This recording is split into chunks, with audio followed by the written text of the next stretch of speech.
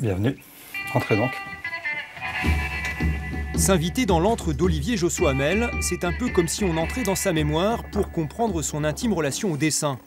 Avec le 2e tome de Au Travail, il plonge encore un peu plus profondément dans ses souvenirs d'enfance.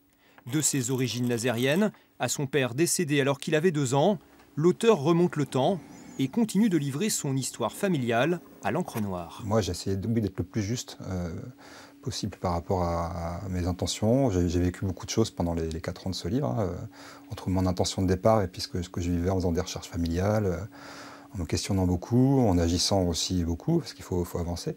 J'ai engagé davantage ma responsabilité, mon regard sur des événements. Et puis donc oui, ça a été plus difficile, mais bon, c'est fini, ça y est. Un récit personnel jusque dans l'impression du papier, de couleur orange, comme les enveloppes de radiographie que lui donnait sa tante pour réaliser ses premiers dessins. Et là, ce qui est marrant, c'est qu'on a donc une planche de travail avec le dessin qui m'a servi de base, un dessin que j'ai fait enfant, et qui m'a servi à faire une tête de chapitre pour le chapitre 2 d'Au Travail du tome 1, qui est lui-même dédié au dessin d'enfant. Les classiques de la BD accompagnent Olivier Jossuamel depuis tout petit. Spirou, Astérix, Tintin, ces planches qui ont nourri son imaginaire, sont restées gravées et l'ont aidé à se construire. Il se les réapproprie dans ses albums.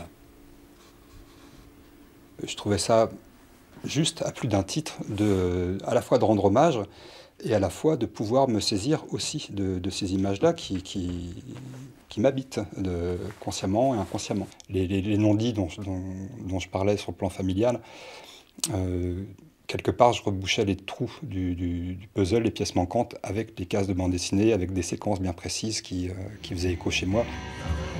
Ce 2e volume à peine sorti, Olivier Jossuamel envisage déjà la suite.